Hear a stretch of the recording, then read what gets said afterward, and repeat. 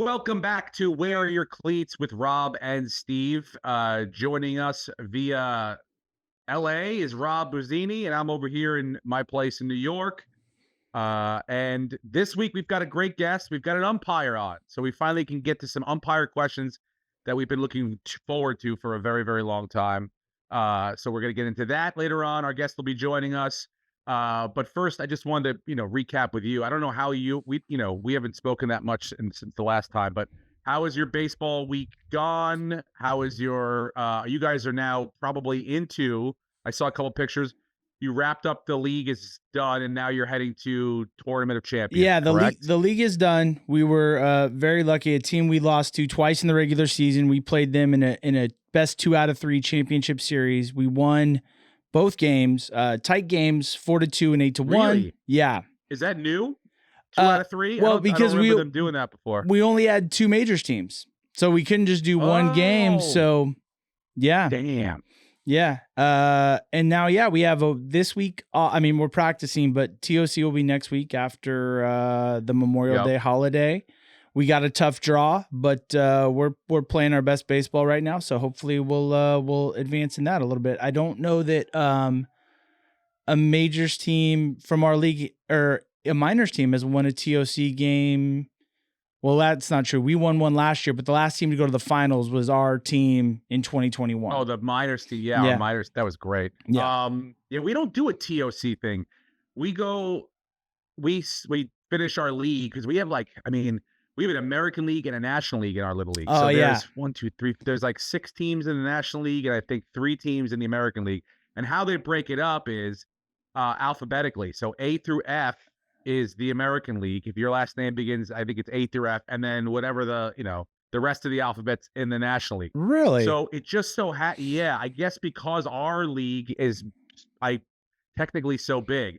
I mean, I was going to ask you, because we're about to get into that. We're starting All-Stars or we've chosen, but we have to send 2 All-Star teams. We send an American League All-Star team and a National League All-Star team. Oh, wow. And I would say for some reason, however it worked out, our National League, our latter half letter team has probably 10, 12, 14 kids that could make an all-star team very easily. Right. And the other one only has 3 or 4 really it just works out alphabetically.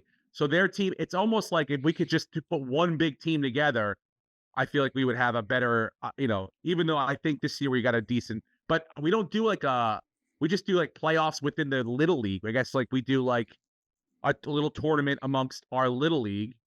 And then, there's an American League champion, a National League champion. They play one game in the World Series and then that's it. And then it's straight to All-Star. So we don't really ever mess with other towns until we get to the point of this is our All-Star team. All-Stars, yeah. It's funny because for our district, there's 8 leagues in our district.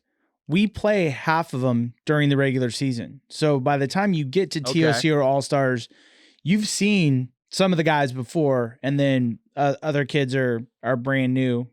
Our players haven't seen them, or maybe you played against them last year. But it kind of creates more fun. I remember when I was a kid, I think my league was a lot more like yours. We had 10 majors teams when I was 12. Yeah. And you never played anybody until TOC or All-Stars. You didn't scrimmage against them. Nobody was driving across town to play the other league. Nothing like that. So I think this is interesting for kids to sort of cross-pollinate, for lack of a better term. And, you might end up playing travel with one of these kids, or maybe you play travel with them now and things like that. So it gives you a better idea of what the competition's like out there and how everybody else is living. I think that the way that our travel teams do it is they really kind of they want you to play in-house as well. They want you to play Little League. Now, we run into big problems because on Saturday we had a perfect game tournament. So 4 or 5 of our kids are on travel teams and they couldn't be there. So now you can't even field a team. So you run into that at the majors level. Yeah. But I like the fact that because it's really kind of helped keep our Little League one of the bigger ones on the island, which is nice. And it doesn't help us when we have to split the teams up for All-Stars, but it's nice that we still have 10, 12 majors. Our softball the girls' softball is doing huge. So, I think we had over, 170 kids for majors, That's which is great. 270 kids for Something like that. majors? No, 170. Oh, I think. Like, it 170. was like there's about like I think there's 12 teams of about 11 or 12 kids apiece. So yeah, That's fantastic. it's great. And and a lot of them play travel, the ones that, but it's when you get down to all stars and stuff, you can make a really good team, and that's a competitive team. So we just started that process of doing the all stars. I unfortunately can't. I was kind of asked to help assistant coach, but I can't do it because I'm going to be away for one of the, it's the way it works for us is like, I think it's pretty similar to the way it's essentially like 5 games in 7 days. You play like every other day for a week, and it's, it's like you basically have to win all 5. If you lose one, it's got to be someone else has to lose one too. And then out of like, I think it's like 6 or 7 towns, that's our district. Okay. Or whatever, our conference or whatever it is. Yeah. That, and then the winner of that moves on to Long Island, and then the winner of that goes to the States, and then blah, blah, blah. So the process moves on. But last year we went 4-1, and there's a team that went 5-0. Yeah. So it really boils down to that 1 week, and I'm happy to be gone for 3 or 4 days in the middle of that week, which stinks. But yeah, in any case, it's a situation where it's exciting because this is our last year, for Little League and the path to Williamsport or whatever whatever your dreams of doing that are. But and it really like, and coaching. So it's kind of it's been cool and bittersweet, but I feel like that mixed with the travel has been a lot.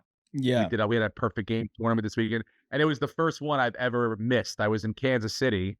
Shout out to the people in Kansas City. Very nice people, great comedy shows. And absolutely not one of them mentioned the podcast to me. But that's we're new, okay. Dude. We're new. That's okay. We're growing. We're on the come. I mentioned it to other people. I saw other people in Royals hats and things like that. I said, "You think Bobby Woods Jr. is good? Come listen to our podcast. We taught him everything he knows." So, shout out, by the way, my buddy Dave O'Brien, who I went to college with, he is the top 40 DJ in Kansas City. Huge Royals fan. Listener of the podcast, he's had season tickets since he's been in Kansas City. Look at that. Great guy. I wanted to get to a game, but the game was at 6:10 on Saturday. I'm like, oh, they're home. I'm gonna get a 1:00 game. My show's at 7. Perfect. Yes. But 6:10 start. I was like, damn it. But I want to get to that stadium and I want to see them play. Did you get barbecue? In any case, I did get barbecue, of course. Good. You think I'm going to, dude?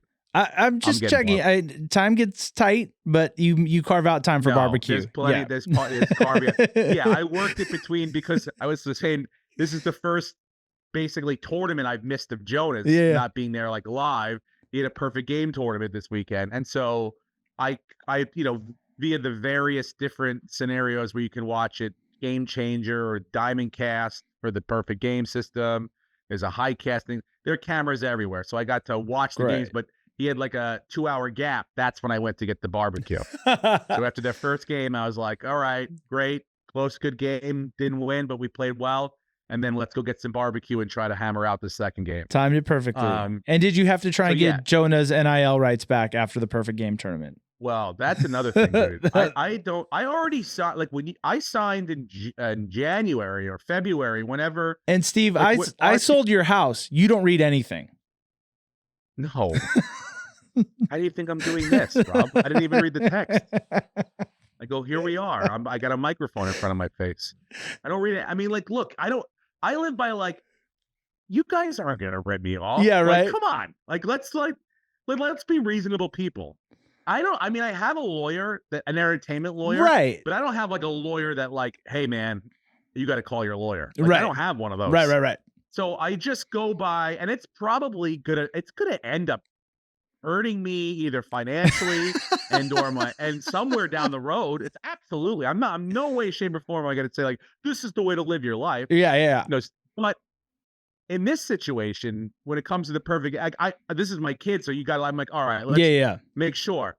But I'll be honest with you, I signed the waiver thing when we got our coach put into our perfect game stuff in like January or February. So like, I'm the kind of person when I get the email, it's like either I'm doing it right now or it's probably might not get done. Like I'll forget. It'll be the day of, and I'll forget it. So I got the like sign the waiver for the thing, boom, boom, boom, and then he's signed for the year. Yeah. So I didn't even read like we didn't even know then that they were trying to take away NIL rights. Which apparently, if those of you haven't heard, there's something going around where Perfect Game is now trying to work into their waiver that you are essentially signing away your sons, daughters, whoever's playing in the league, in the game, the tournament, in the showcase, their name and likeness rights to Perfect Game in perpetuity. But it's only for whatever they're like. This is the part I'm not clear on. Say Jonah's pitching, and they get this video of Jonah. And Jonah, let's say Jonah throws a perfect game, and Perfect Game's like, we want to promote this perfect game because it was so great. We want other 12-year-olds to come play in this tournament, and so we're going to show them what this kid did. They only get that, right? They're not, it's that clip or that image they take that day. It's not like, hey, Jonah one time when he was 12 played in a Perfect Game tournament, so now when he's 18 and playing in high school, we still own his name, image, and likeness rights. It's only for what they acquire at that tournament, right? I think it's yes. I think it's whatever they're capturing. They don't. I don't think like if you go out and you do, and in high school you play for your high school team and you hit 3 home runs in a game. I don't think you have to then pay Perfect Game. They don't own that. Yeah. But what I think they do own is like, they're at the point now where you have like people playing in the major leagues that played 8U, 9U, 12, all the way through. So these guys could literally sit there and make a movie if they wanted to. This is the career of, Chris Cabrera Jr., Miguel Cabrera's son, who's 12U, who's played, since he's a kid all the way through. And when he turns 17, it gets drafted, however, and they can make a documentary and never have to pay. Right. They never have to do it. And vice versa. I think if he wanted to say like, hey man, they're putting a montage together of my stuff, he would have to pay Perfect Game to get that stuff. This is what my dumb mind is. That's what the red flags of me hearing it and not understanding it completely. But that's what I would, again, if you know, and you're happen to be a lawyer or someone that understands the law or whatever, or even more knowledgeable on this specific thing, let us know, because I don't know what I signed something at the beginning of the year.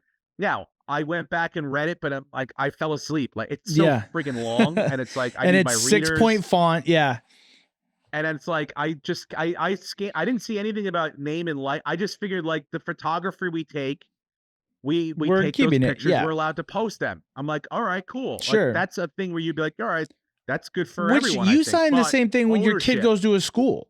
Your school, every school now has a waiver. Can your child be featured in? Take pictures and we'll put them on the school website or, whatever it is. Everybody's got to sign something like that. So I wasn't sure how in-depth it was. Their version of this would be like if the school was like, and all the plays that they do and everything that we own all of that. Right. Like all that footage, all of that. And so, whatever. And you can't use it. You can't use it forever. Or what there's going to have to be, you're going to have to pay for it. Right. Essentially. So I think that's what's going on there. Oof. I mean, I don't read stuff when I sign it. I assume everyone, I'm like, well, I mean, every player, kid around that I know is playing in these tournaments. So I'm like, I can't be the first person to be like, wait a minute. But I didn't know until I saw those different, the Instagrams going around about it. No, I've seen a couple professional agents commenting on it too. I wanted to reach out to them. I was like, you need to come on our show to tell parents what exactly this entails. If you're an NIL agent or even know someone in that world or that vicinity or that circle, let us know, because we would love to talk to that person and figure out exactly what rights we're giving away, because I don't know. I mean, I want I would not put it past any organization that sees themselves becoming successful that says like, how can we rip people off now? Right. How can we turn a nice thing, a great organization that runs really great tournaments and gets good competition together and blah, blah, blah. But let's poison it with now making it, we own everything kind of thing. So it's like, and when you hear like, their whole thing is like, well, then don't play. Which that's not fair. That's them leaning on like well, you need us more than we need you, and that sucks. Yeah, yeah. You don't want anyone to feel Because excluded over the waiver.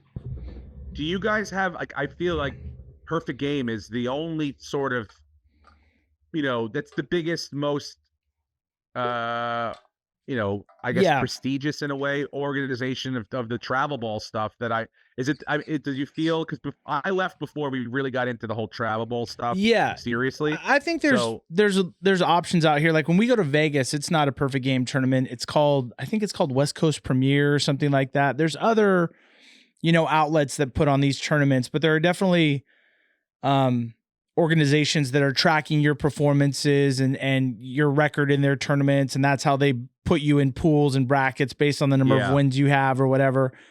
I think we as a group maybe did one Perfect Game tournament like in Long Beach or something, but we also have done all these. I mean, it's not unlike New York. There's tournaments every weekend. You can get into a one-day yeah, tournament on a Sunday, signing yep, up on Tuesday, and who knows who you're going to play, or if you're going to have to be there yep, at 3:45 in the morning to get on the field. But I think for us, I'm not going to say we're casual, but we because we certainly take it seriously, and there's kids working every day. But I think we try to let the parents schedule their lives, around other things than just baseball.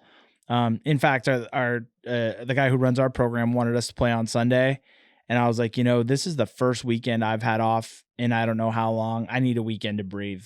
Like we just got done dude, with we have a playoffs. tournament this Yeah, weekend, and Tracy's no one's really happy about it. Memorial So Day. we're in Memorial 2 games. I have a Memorial Day party to go to. We can't. We got 2 games, 6 and 8 Saturday night, 6 and 8 Sunday night.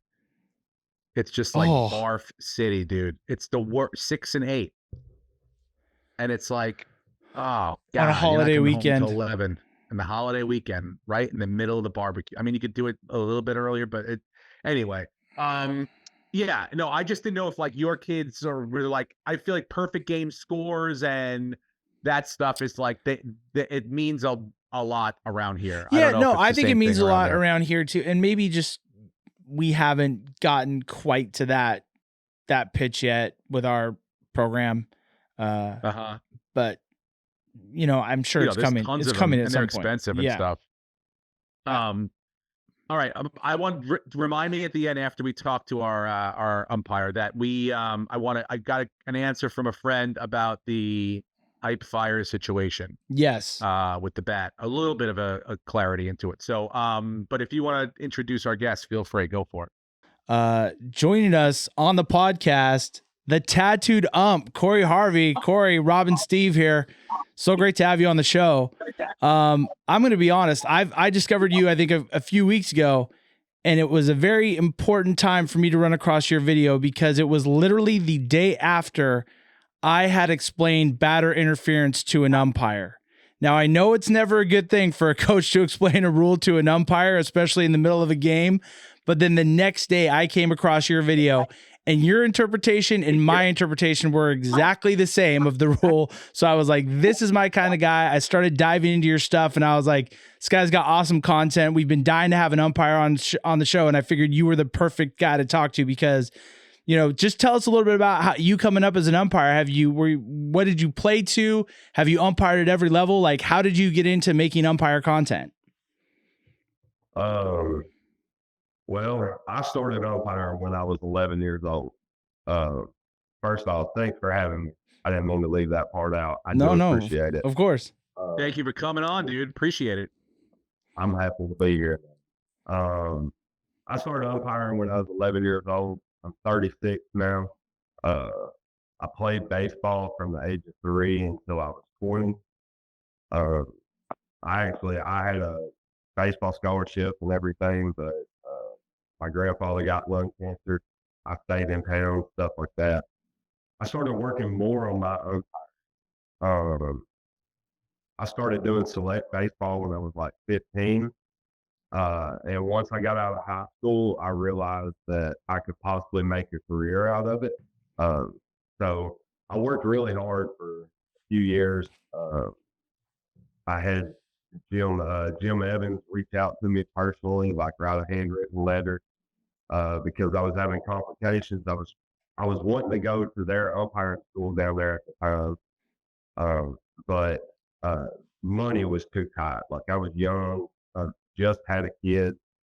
So, anyways, I didn't go. The highest that I've done is I call it rookie league because that's what they used to call it at the time. It's below single A, obviously, but anyways, that was in 2009, if I'm correct. So you were young at the time. Yeah. I was early 20s. And I mean, I've known that I was a good umpire for a long time. Like people have literally told me, like, you're good enough to call yourself good, like at what I'm doing. And if I wasn't good at this profession, frankly, I wouldn't be out there. And I can 100% guarantee you, I would have never put myself on social media like this. I get a lot of hate for what I do, just content wise. I get a lot of hate at the field sometimes. With I try to tell people, like, I do have a big followage, which is good for an umpire because I'm literally the most hated guy that's at the ball. Like there's no other people that are hated more than umpires at any ball field you go to. But somehow I've still gained over 400,000 followers. So I figure I'm doing something. No, absolutely. Oh, go ahead, Steve. A couple questions, first of all. Cory, what do they bang you for umpiring school? I mean, and like, how much are they trying to charge? Is it, and how long of a process is it? A year? Is it 2 years? Is it months? Well, used to, it was more along the lines you had to be invited to an umpire school, like to the major league. Got it. That was like 2009, 2010. Which was the time like I wrote multiple letters to both schools. I did hear back. They sent me a packet from the Wendelstedt school, but Jim Evans like personally reached out to me. He was willing to help with the tuition and all that stuff. It was like a 6-week course, if I'm correct. That's really? Yeah. I don't know if they shortened it a little more. I could probably ask Latham, the kid umpire's dad, because Latham's been there. But I don't know if it's like gotten shorter or longer. But at that point in time, you were just kind of like taking a chance. You were dropping everything you had going on in your life to go down there and make $0 for like 6 weeks. Calling games and stuff, being constantly being watched for everything. Like I was all for it. I would still love to umpire a major league ball game. I'd be lying to you if I sat here and said that I could care less about getting that. But it's my understanding it costs a lot of money just to go to that school now. Yeah. And just to be able to get the training, there's no guarantee you're going to minor leagues. There's no guarantee you're going anywhere. You can go right back home, just like a couple of umpires that I know go right back home and end up calling the exact same thing that you were calling right before you left. The highest I've been is obviously like that rookie league, and that was in my younger days. I'm 36 now. If we go off like qualifying meets, like the last 5 years, 6 years, I've done adult baseball, couple seasons, college baseball, wasn't NCAA. I've done JUCO. I've done their summer league. When they get out of high school and going into college, like they all play on teams together and travel around. Like baseball's not done for. So I do get to call a lot of those players, and I see a lot of good stuff from my plate.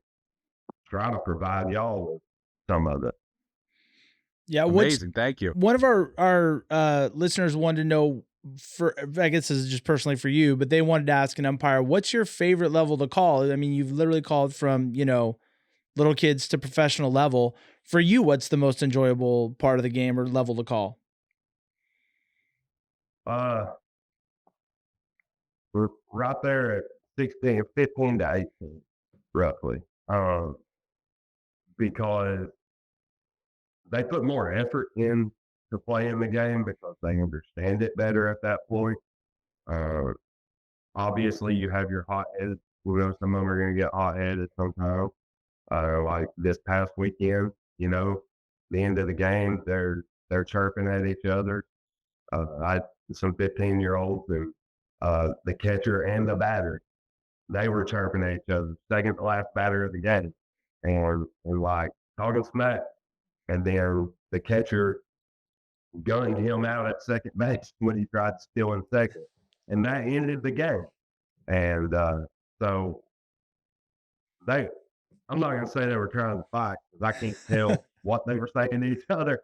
Needless to say, me and the other umpire had to get out there and like stand there while they shook hands. So I even told them, I was like, y'all ain't fighting on the field. I don't put up with it. Yeah, save it for later. That's zero tolerance for me on the field. Like, if y'all talk smack back and forth, it's okay up until a point. And then once you reach that point, I'm going to let y'all know. And y'all ain't taking any further. I'll eject you. I'll put it in my report on why I ejected you. You're a little bit younger than me, but I was curious. Have you, having played high school baseball and college baseball, do you see a difference with how coaches police players and control players now? Like, I just remember at my high school, if a guy would have been chirping at a player on the other team, our coach would have been like, you got two choices. You can sit on the bench or you can sit in the parking lot, but we're not doing that. It just seems like there's a little more latitude given to kids now from coaches to take that stuff out onto the field. Are you feeling like things have changed in the past, 15, 20 years? Oh, definitely. A lot of people are getting soft out there. Like, not the coaches necessarily. I think the coaches can only do so much before they start getting attacked by the parent or them being too hard on this kid or we're doing, you know what I mean? Because our world not our world, our America has just got soft these days. Like, I can't really put it in a good way. Like parents get upset and lose every reason for why they're originally there if something happens on that field, and they just lose it. Like they don't even think about what they're doing. Yeah. They'll jump up on the fence, scream, yell, kick, spit, all that stuff.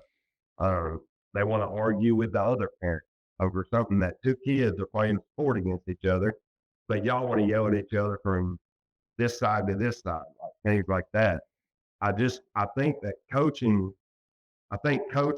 have come to a point where they realize that like they can only do so much. Yeah. Without getting repercussions from it, I guess you would say. It's a business now. Yeah. They're getting paid. And so they got to listen to their shareholders and the parents. And if the parents want to yell and scream, and that's what they're going to do.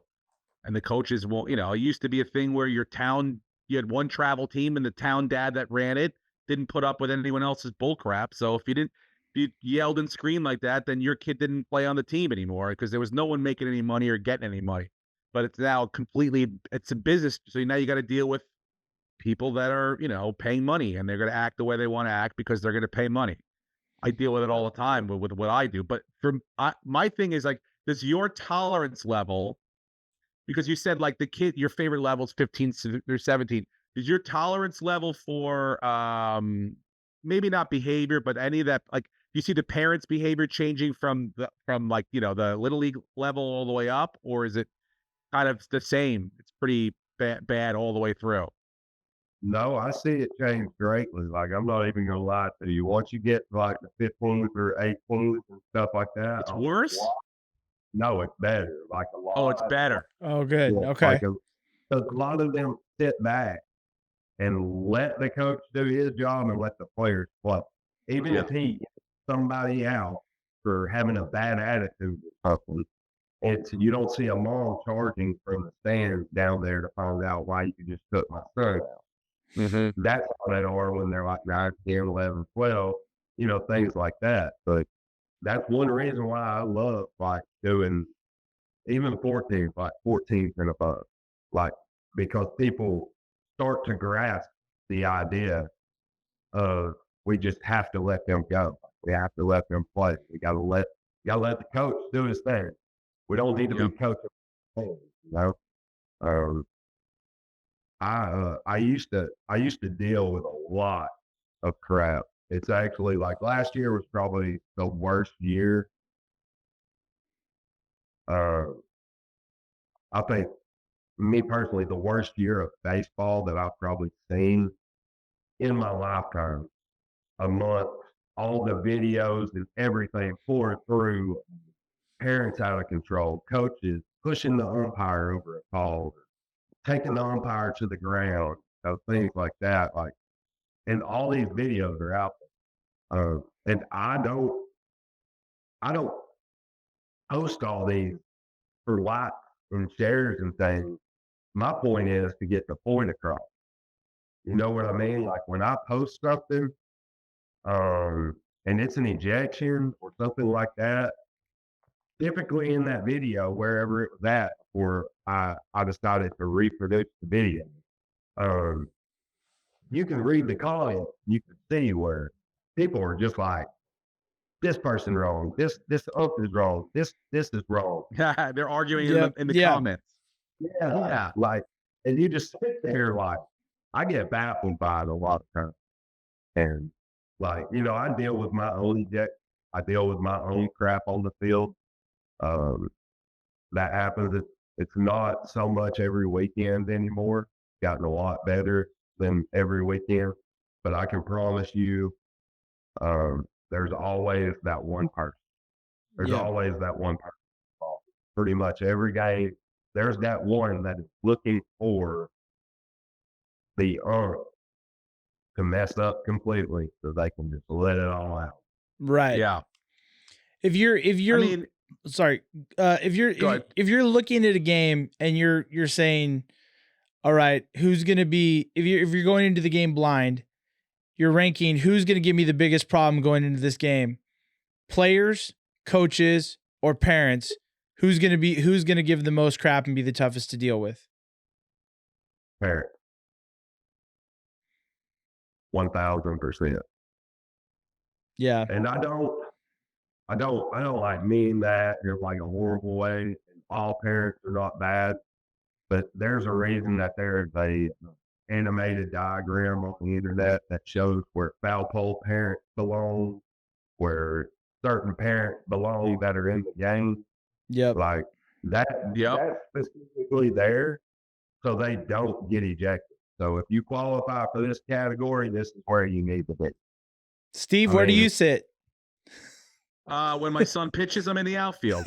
I learned a valuable lesson. I was going to ask you. I said, what if the parent happens to be a sort of likable, funny person who has a sarcastic, well-timed line to give out once in a while that like may not add to the situation, but can kind of I don't know, maybe be judgmental of the umpire. Is that something that you would like throw someone out for, or is that something that you would just kind of let go? No, I typically let things go like that. I don't. Okay. I got warned one time. Yeah, well, I will handle sometimes, but I mean, like, it takes a lot, especially if you're a spectator. It takes a lot to have me eject you. Like, you really have to mess up. Yeah. You know what I mean? Like, if you're standing back there heckling, you're gone. Like, if you're just heckling, if I know for a fact that all 4 pitches are a ball and everyone else knows that you're still sitting there complaining, yeah, I'm more than likely going to eject you. You know what I mean? A lot of times I'll send them to the end of the field. Like I'll put them at the foul pole. Yeah. Just to show them that this is where you belong. Like you're a foul pole parent. Like I'm not going to take you away from the game. I'm not taking you from watching your kid play. I'm being reasonable about it. Putting you at the end of the fence where I can't hear you. Now, if I end up hearing you from down there, then yeah, you're going to go to the parking lot. Typically, I'll put it. I try to keep control of the field. You know, I don't mean to be stern on everything I do, but I look at it when I come out there as a business. You know what I mean? Like, all these people paid money to come out here for these kids to play like this. They deserve to have a good umpire. They deserve to have someone who will enforce all the rules, not just pick and choose which one is going to enforce them. So that's the type of umpire I go out there. It's nothing against them. And whenever I walk off the field, or we go into another game and they're playing the next game or something, what happened last game happened last game. This is a new game. We're all friends again. As a coach, what would be the best way to approach you? Say you made a call and I disagree with you. Is it what is the way that you like, that's the best way to handle it? Come in between innings, come over on the side. How would you suggest someone go about it? You absolutely, if you ever like question a call or something like that, you absolutely need to appeal it right there. Never wait.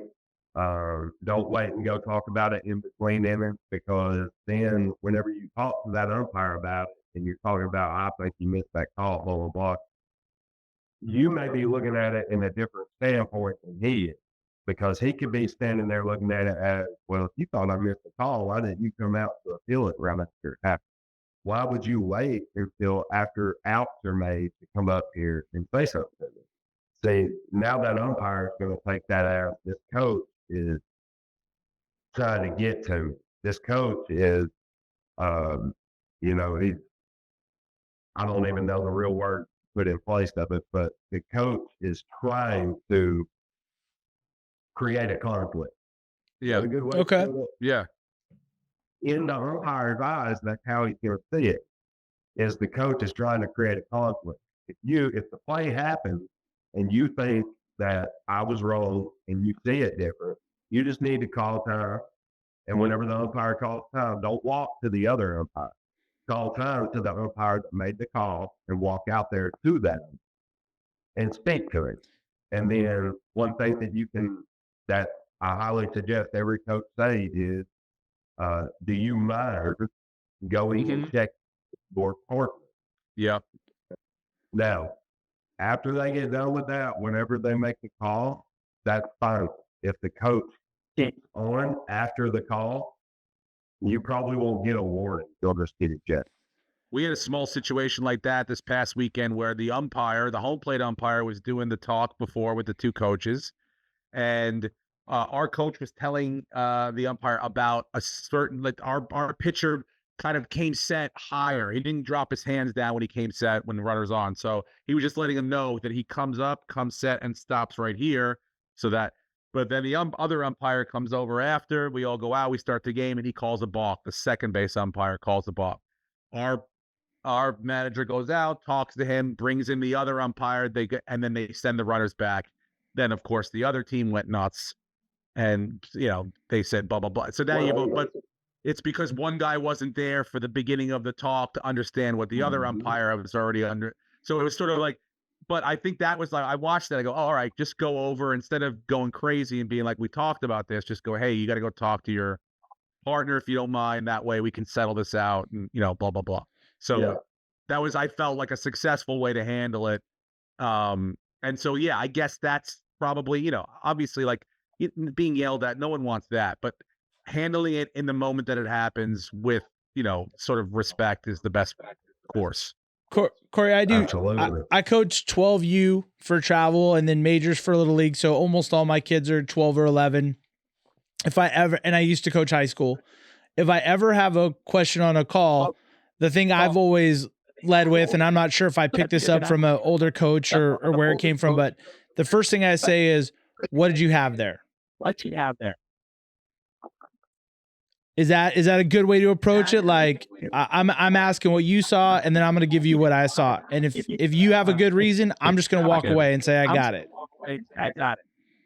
Yeah. And you're talking about like a call at first or something like that. Yeah, a banger, maybe a steal, and the tag's up high, and we're not sure where his foot is, or it's not going to be a balls or strikes thing. It's going to be he didn't call an infield fly, or he did, just what he was seeing that led him to make the call he made. That's a good way to go about it, because that allows you to actually hear his side and hear what he physically did. Especially when it comes to tags, because that's something that when you're off of the distance looks completely different than when you're up close. And, I've got a few of those on camera where, like, you would see it and you would honestly think that he's safe. And I would have called him out. People would have complained until I showed them that I got the call right. But, like, I've had somebody, there's a video on my TikTok, I believe. It's a few weeks back. A ball getting hit. I've got my camera. I'm holding my camera in my hand. It says, so I take off from the first baseline, make the call at first. The play was real fast, you know what I mean? And all the movement, like the first baseman catching the ball and pulling his foot right after he catches it. All right, everything happened. Bang, bang. I called him out. And I'll tell you, when I posted the video, I had at least 10 people comment saying that he's safe and that I made a call way too fast. That's something that I hear people say a lot, is that you're calling it way too fast or something like that. But the process of it in my head is not fast. I don't know another way to explain it. Like, I could see perfectly that it was half a step that he was beat by. Mm-hmm. So he was out. I never played the rest of the clip for them. I just cut it right there. But if you were to watch the actual video, I walk over to the line, I look at the runner and talk to him for a second, and I said, yeah, he got you by a half a step. Yeah. I said that in real time, and then I go and look at it right here, and it was literally half a step. So, but everybody else sees him as such. Do you go back and watch most of your games, or just if you have a call that you think is close enough, you would want to see it to know if you got it right? So I try to remember, for the most part, like where the calls are, or I've done that in the past. Lately, I've figured out a different way of doing it. So I run mine on a loop, to where even if the card gets full, it'll just backtrack to the very first clip, like the very first one that's stored on the video, and it'll run over. You know what I mean? So it'll carry on. So what I've started doing now, if something interesting happens, if a questionable play happens, if something cool happens for that team, for those kids, or something like that, I mark it by stopping my camera and restart it. Because when I open it up right here, it's going to tell me the length of the video, because I do 3-minute loops, because your typical batter who stands there for every pitch, that usually lasts about 2 to 3 minutes regardless. So if I mark it like that, and it might say like 1 minute and 16 seconds when I see it, I'll go back and rewatch that clip so I can see exactly why I stopped my camera. But I don't stop the camera and cut stuff out. You know what I mean? Yeah. My camera runs full time. Yep. So the main reason I started doing this, I ended up on the wrong side of YouTube for ejecting someone. And they didn't put the play with it. They didn't put the play. They didn't put the coach going berserk, running out on the field, crossing the line without calling time, coming up and bumping it. All they did was start it right when I got bumped, and I ejected it. But it didn't really show the bump. video got like millions of views. It's probably scrubbed by now. It's somewhere on YouTube. Yeah. Somebody had told me that I was on YouTube, and that's how I found out. Well, everybody was talking crap about me, saying I was in the wrong for ejecting him. He didn't even do anything. Man, I went and took a shower, and I got to thinking to myself, I got to start wearing a body cam and just not tell them, or just not tell them. Yeah. Like, wear a camera out there, or just don't tell anyone that it's rolling, nothing like that. Because the fact of the matter is, everybody in the stands has a phone, and everybody cuts it on so they can get pictures and get video of their kids playing ball. They've got it on Game Check. They're running on YouTube, all behind it, right? So what's the difference if I put a camera on me to catch the same game for my protection? You get what I'm saying? Oh, I think it's totally valid. I think you should. Yeah. I think it's a fine transparency. So I was in the shower, and I was like, dang, I just got to find a small enough camera. So when I got out, I immediately went to Amazon, and one of the first things that popped up was one that you could wrap around your head. And it had a little thing to wrap around, and the camera would just sit right here. I tried it out in adult softball to see how good it would work. Because I umpire adult softball solo. So I don't usually have a partner. I call the whole field. But like, I'll beat every runner to second base. Like, I'll be there before the play even happens. Right. Like, that's how quick I am. Anyway, I wore it, and it actually did some good, because something that they jumped on my ass about out there on the field, I posted it to my TikTok and proved that she pulled early from the base, this and that. They apologized to me and everything, but the video took off. It got like 200,000 views, and I was pretty amazed with it.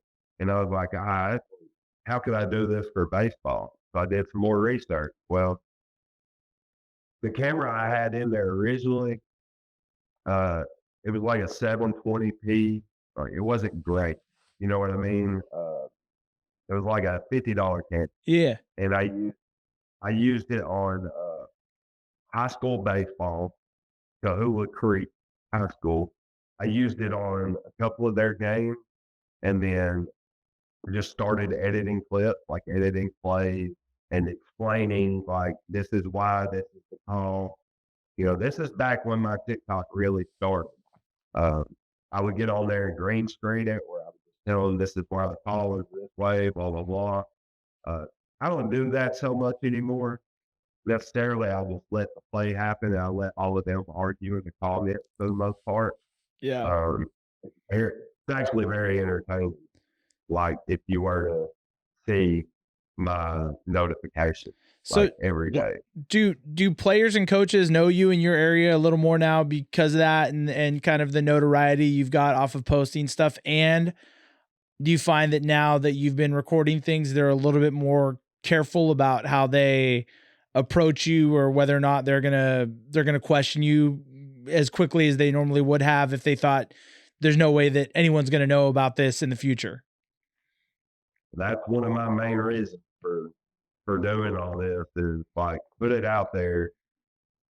For one, one of the biggest things that I want people to understand from all of it is it wasn't done for clout. Like, I did not expect to blow up like I did. I never expected to have this many people actually like me. Like, I'm just being real about that. What I wanted them to realize was your actions can cost you nowadays, because your actions will get you banned from baseball.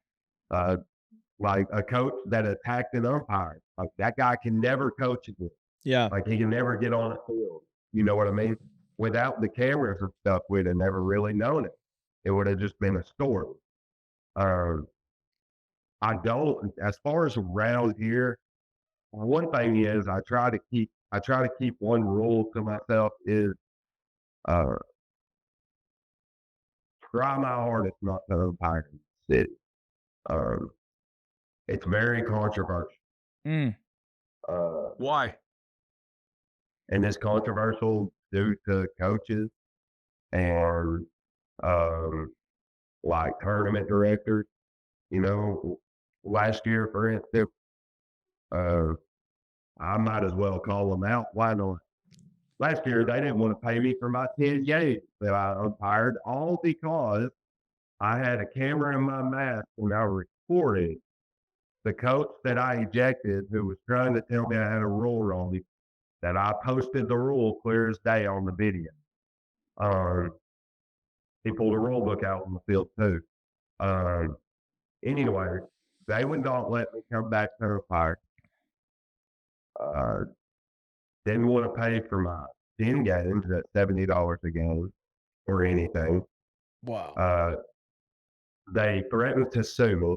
This is net elite and athletics, sports or something. Like athletics is the one who was threatening to hold my money and not pay me for the 10 games I umpired. Oh, on Father's Day weekend, by the way. I was doing them a favor. Jeez. Yeah. I was doing them a favor by going up there to Seymour High School to call it. It's wild, man. They called and threatened to sue me if I didn't take a video. What was their reasoning? That you used it as content and that therefore you broke their...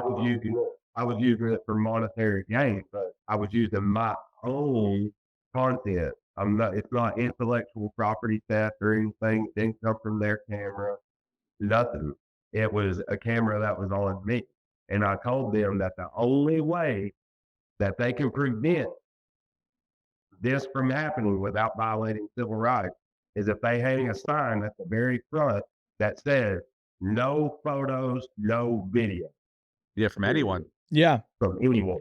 You cannot Good luck. You cannot select a certain person and say, hey, you're the only one that can't record here in public. You just won't do it. I mean, if you kept your cell phone in your front pocket and the video out the whole time, it'd be the same thing. And I guess no one would say anything about that at all. But because you're a little more upfront with it and keep it right there, it's yeah. We got into that. We were talking about perfect game tournaments, and then they're trying to go this whole name and likeness thing that they own the kid's name and likeness. So good luck trying to get a perfect game tournament. You'll never be able to allow to umpire one of those things with the camera on. Are you married? Do you have a girlfriend or boy, someone else? Because I would think that's a great idea at home. I would have that at all times at home. That way, in case any I'm like, hold on. Let's just go back and look at exactly what was said right there. I think this is a great thing in life. I'm just saying. I don't know if it's worked out in your personal life as well. No, me and so I have a 4-year-old son. That's the one that I post my profile all the time. I get him 50% of the time, pretty much. His mother's a great mother. Like, I mean, obviously, me and her didn't work out. She has 2 other girls, too, that I taught how to play softball, helped teach how to play softball to get them out there on the field. But I don't. Sorry. Can you hear me? Yeah, we got you. Yeah, we can hear you. Okay. All right. Sorry. I don't have anyone, mainly by choice. That's good. I was in a 4.5. I was married before I got with my son's mom. Okay. So I got divorced from her because she was crazy. I got divorced from her and then got with my son's mom, and then she got pregnant with our son. We were together like 4.5 years. And that just kind of did it for me, I think. That just kind of, yeah. I spend every moment that I can with my son. You know what I mean? Like, he gets my full attention. Does he play baseball? And can you umpire one of his games? Was that a conflict of interest? So he plays, but he doesn't play yet. Yeah. He's on the floor. But I would say I wouldn't be able to umpire one of his games. But last season, I umpired 3 of my nephews in a game out here. They were playing. It was that it's like a 13, 14, 15, 16-year-old type league. And Yeah. it was like park by park, I guess you would say, like in different regions around Chattanooga. Anyways, I got to umpire then. I thought that was pretty cool because I was able to umpire, my 3 nephews. Did you ring them up? I was just going to say that, Steve. You got to ring one of them up. Didn't ring one of them up. You have so to. One of them did I mean, yeah, you do that too. Yeah, bro. Go back and look at the tape. Uncle doesn't lie, man. That's it. It's all right there. I would ring my son up though, if I'm being honest. It don't matter who you are. I have a strike zone that is pretty much implanted in my brain from all of my years of umpiring that when I step behind the plate, it never changes. You can ask anyone that I've umpired in these last couple of years, and they'll probably tell you I'm the most consistent umpire that you'll find.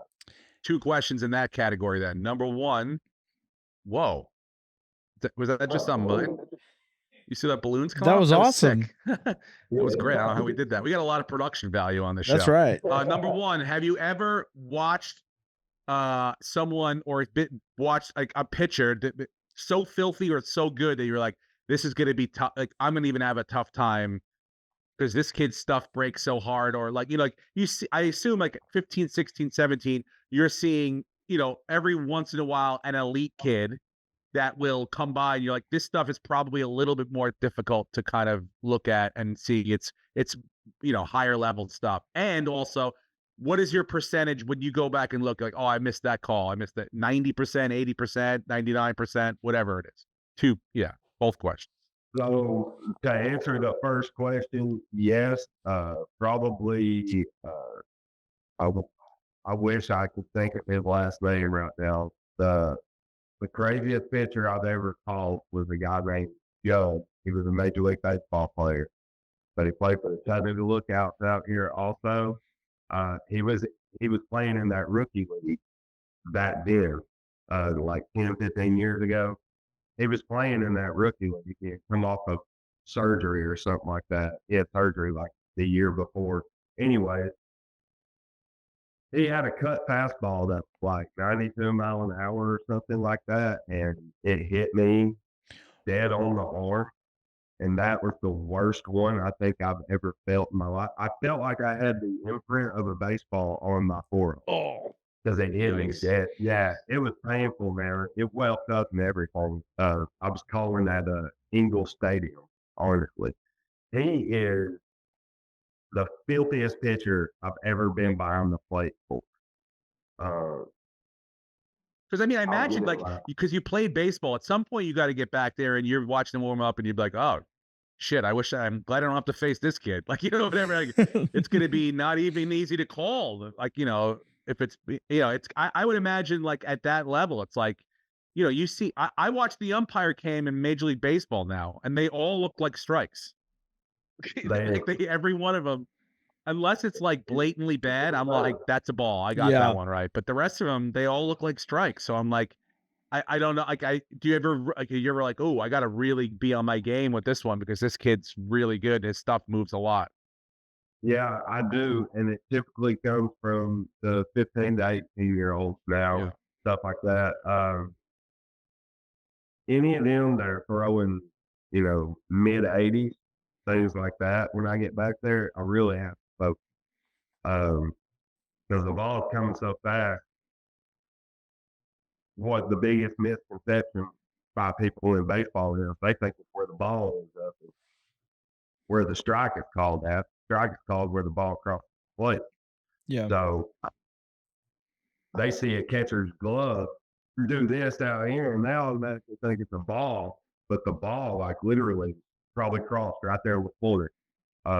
This past weekend, there's probably all kinds of pitches that were like that, because I did have a good pitcher up there, and all of his pitches would tail, and he couldn't understand for the life of him why it wasn't a strike. But his catcher would even set up on the outside of the plate, which is something that needs to be taught a little bit different. He would set up in the box. Yeah. All right. Not on the edge of the plate. He's over here in this box, literally. I'm going to give you a few reasons why that's bad, and I really hope this carries down the line because I can probably speak for all umpires. First off, he was in the box like this and held the glove straight out, right? The ball would come, the glove would barely move. People would go ballistic. He would understand me though, because I'd be like, no, you're on the chalk. Yeah. You know, and when I say you're on the chalk, it's the ball. Like you get that one ball on the outside. On each side of the plate. There are 3 balls off the plate. Yeah. Yeah. So, the second thing here, a catcher that scoots out that far makes their umpire the most uncomfortable he could possibly get behind the plate. Which means if he's not comfortable, he's not going to be calling his grade. And why are you uncomfortable? Because he's not really in front of you. And if the pitcher misses, right, you're going to probably catch one right in the cup. Yeah, his job is to protect us and stop the ball. You know what I mean? Like stop the ball, prevent the ball from getting past you. That is the whole objective of the catcher, basically, is to prevent the ball from getting past you, right? Yeah. Catch the ball as it comes in, prevent it from getting past you. So if it gets past him and hits an umpire, technically they failed at their job if you look at it at a standard like that. People get mad at me when I say that all this is, you know, a catcher failed at his job, but I'm sure he learned. People get mad at me if I say something like that, but the key is in order to understand success, you've got to fail some. You get what I mean? A catcher's not going to stop every single ball. That's pretty much fact. I mean, we know that. But we expect the catcher to do his best. And when you see one go to the outside like that, the immediate thought in my mind is apparently the coach thinks that he's missing to the inside or something. You know what I mean? Right. And that's not the case. I would rather a coach come and ask me, where is my pitcher missing? Not yell it from the dugout. Walk up and ask me, where is he missing? Not just taking gas and then just be like, okay, well, scoot all the way out, Bill. You know, and then for 3 pitches, he's here, and my job is to be right here. If a ball gets fouled off the bat, going straight at it. Yep. I'll get swung at. The only thing that can possibly protect me is the catcher doing this. Yeah. Sticking his arm out for a little bit. There's just, I think the biggest thing for umpires is we like to be comfortable. Like we like to know that we're protected behind the plate. Like I obviously know that a coach ain't fixing to put his worst player back there at the catcher. Otherwise, you're going to have run after run or steal after steal, you know, things like that. So every catcher that comes out, you know, we pretty much think that like, okay, this is their catcher or one of their top 2 catchers.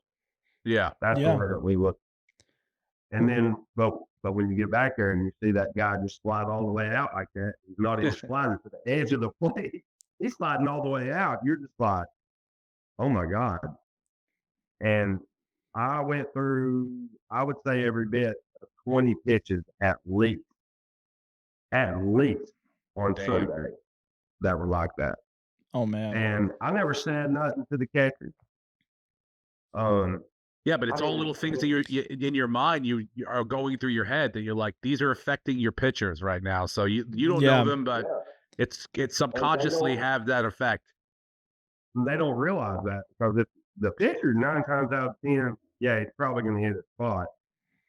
But a lot of times the pitcher doesn't hit the spot. Right. Yeah. So when at that young of an age, they just don't. And if I'm down, if I get down and the catcher's over here and I see this ball traveling to the inside part, my brain's probably going to make me stand up. Yeah. You know what I mean? or make me back out of the way somehow because I have nothing here, like nothing's in front of me. I have no protection except for the gear that I have on. If I stand up, I can't see that pitch cross through the zone. So that makes it a ball. That makes sense. You know, I just like, I don't know. I don't know if they're taught this because I'm not a coach and I'm not at their practices. Like, I don't, you know, my son's 4. I'm not up there yet. Like, my oldest nephew is 16, but I'm not at their practices and stuff. I go watch them play ball and I umpire some of their scrimmage games. That way they save money. Like, I do it for free. That way they don't have to pay me for it. They can put the money back into the program or something. A lot of people don't even know this, but I'll go ahead and tell y'all. In the last year, I've donated $3,200 to youth organizations. Oh, that's awesome. Sparingly out of my funds from TikTok and stuff. Each month I donate. Like, I didn't do that for clout or anything either. It was more along the lines of me giving back around here in my city because, frankly, I don't really want to umpire in my city. It's very controversial. It's hard to explain, but it just is. Like, I can expect a problem out of it. Oh, that's crazy. That's how bad. I mean, I think that's great that given the fact that somebody's probably going to be chirping at you every game you go to, you're still willing to give back to your community. And we've really enjoyed having you on, man. And I think there's a lot for kids and parents to learn from here. I know you're talking about how catchers are taught. I never caught, but my son's a catcher and has been for 4 years. He's 11, turning 12. But I'm always telling him, learn from your umpire. Learn what your umpire likes. Yep. Learn where he likes for you to set up. And just you talking about being all the way off the plate. He kind of got into that thing of watching perfect game tournaments, watching, guys who are committed to colleges doing that, at Cobb or Jupiter or wherever, he was watching on YouTube. And I was like, if you're going to set up there in a Little League game, you better be doing it for a swing or miss or expect a ball. Nobody's going to watch you set up in the other batter's box and then give you a strike.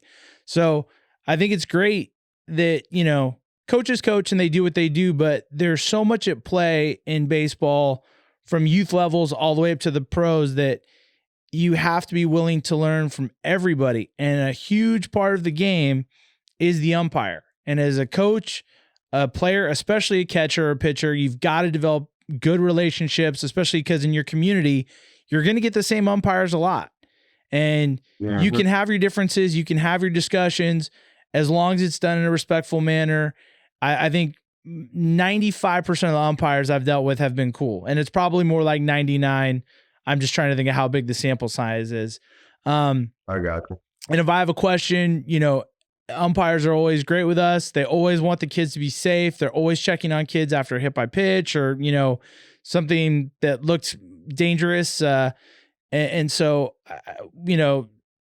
Steve and I have definitely talked about our run-ins with umpires, but we do have to admit that the majority of the time, everybody's out there for the benefit of the kids. They want it to be a good experience for everyone. And so anything we can do to help encourage a two-way street between umpires and coaches or umpires and parents or umpires and players, we definitely want to do that until you get the batter interference rule wrong. That is where I draw the line. Yeah. You have to know that intentionally or unintentionally, batter's interference will result in an out. So other than that, though, my wife said the other night after a game, she said, what did you think? It was a playoff game. She said, what did you think of the strike zone tonight? And I said, it was consistent. And that's all I can hope for. It was the same for both teams. And she was like, all right, I'll take that. Well, look, I really hope that, sorry, my headphone just died. That one did. That's all right. This one's not. Can you hear me? You can hear we me? Hear you. We hear you. I really want people to know and understand that umpires are not out there to ruin your kid's game, because that is what one of the biggest things is. They all think that an umpire comes out there and he has this ego, and then he's out there to mess the game up or something. I don't know if y'all have that problem up there or not, or where y'all are, but we have that problem a lot now, where it's like it could be a bang bang play or a close play or whatever, but if he does not call it in their benefit, they go to a great extent on trying to get him removed from the field. By trying to say, I've been accused of cheating. I would never cheat in baseball. I'll tell you that now. I wouldn't even know how to cheat in baseball, to be honest with you, as an umpire. Like, it bothers me when I'm behind the plate. If I see a ball come in that's like really, really close to my strike zone, and I call it a strike, and then I review it in my head, and I'm like, that was a ball. That pisses me off, because now I have to extend my zone down to whatever that pitch was. Right. A lot of umpires don't do things how I do it. They probably don't see things how I see it. My interpretation of rules will not be the same interpretation as all these other umpires. I even get told that by some of the umpires. That's what they don't understand, is that is the point. I'm different, but right. So as long as I get it right, it doesn't matter how I got there, as long as I get it right. They'll go into my comment, and then they'll go read a rule on Google and come back and put the rule with the number next to it and stuff, states this, and you can obviously tell that all they did was copy and paste. Like, those people, they bother me. They don't need to. I just want to thank you for what I really appreciate is the fact that you are trying to not necessarily get better, but improve and be better version of you. Like the way you said, I extended a little bit, so now I got to live out there for the rest of the game. Consistency, that's all you ask for. Thank you so much, man. Yeah, we really appreciate you coming on today and your insight. And I'm sure at some point we'll have more questions for you. So if you wouldn't mind joining us again down the road, that would be amazing, man. Thank you very much. Anytime, brother. Thanks, Cory. We appreciate you, man. I'm going to start filming everything at home from now on. And then I think it's the best course of action. Tracy, we talked about this a week ago, and we're going to look at the tape. Let's go back and take a look. And I have this all on film, so don't worry about it. I think if I did that, I think I'd die, crush me. I wanted to get to one last thing, the hype fire thing before we got out of here today. My buddy Pete Dunbar, who is a coach over at Steel here in New York, he listened to the last podcast and he said that this has happened with a bat before. This is the issue. When they sell it brand new, it passes all the tests. So when, they sell the hype fires straight off the conveyor belt, it passes the test. When they break it in, that's when it becomes super hot. Okay. The last time this happened was with the Zen, and you could send it back and get it retooled or replaced. Another thing is that Rawlings owns Easton. Oh, that's right. And so now everyone is running to the Icon. Yes. Which is a Rawlings bat. So they're making a killing on that too. So it really, what I thought was going to be really ruining the business. That's probably why you're not hearing like, holy cow, Easton's got to get their lawyers together because they're losing money. The people that they're, so who knows what the, and he said back in the 8 to 10 years, the best bat is still that 2.25 Mako, like that Easton. It looks like a carrot. It's that orange bat. They're 10 years old, and that stuff, it breaks down, but it's still a great bat. So I saw someone post one on they're like All-Star seasons here. Facebook Marketplace, I think it was $1,100. They're like, you can't find one in a wrapper. Got it. Okay. Oh, and then also for the drops, Perfect Game 13U and higher is drop 5. Yeah. School ball is drop 3. Drop 3. Yep. Yeah. So thank you to Pete for answering those questions on Thanks, that. Pete. Yeah. But also, I did see a ton of hype fires this weekend. I don't know. I'm sure the umpires go look at them beforehand and just see, like, make sure none of them are drop five. But they're 8s, right? Yeah. Yeah, they're all 8s or 10s. Yeah. Because all the little kids have them now too. So. Yeah. All right, cool. All right. Do you have anything else you wanted to No, great app. I just really want to thank Cory. That was awesome. We've been talking about umpires since episode 1, and it was great to get his perspective. And we do give umpires a hard time, but they are sort of the unsung heroes of youth baseball. Without umpires, we're not going to have a game. You know, we're not going to have a winner loser. Talk about how he's trying to make himself better. You know, it's like the ones that have a problem with it are, you know, it's like everything else. It's like the ones that look like they don't want to be there. You know, and I guess I'm not saying you got to put on a smile and be happy all the time, but let's just look like we all care about, you know, he obviously cares. 100%. You know, he wouldn't be, yeah. So that's all. He wouldn't put himself up to the public scrutiny on TikTok and YouTube and all that stuff. Yeah, no. And so to put yourself out there to say, hey, I'm doing my best. I'm trying to make this a fair and consistent game for everyone. He doesn't have a dog in the fight. You know, he's going to have to move on to the next game. And so. But even if he does, you'll still ring him up. You ring up your own nephew. You'll ring anyone up. I'm good with that. Yeah, man. Yeah, dude, it was awesome. All right. That's it for me. That's all I got. All right, buddy. Dates coming up. Phoenix, June 20. What is the end of June? That weekend. 21st, 22nd's the Saturday. Yeah, 27, 8, 9. All right. 27, 8, 9. Thursday, Friday, Saturday. Phoenix at the Desert Ridge Improv in Scottsdale. So we'll be hopefully still alive in our All-Star tournament at that point. So I won't get to make it. Amazing. Yeah. But awesome. All right, buddy. Thanks to Mark and Petty Cash Studios. Thanks to Jason Trapp for the logo. Thanks to Brian Keegan, aka Broyaltown, for the theme music. We will see you guys next time.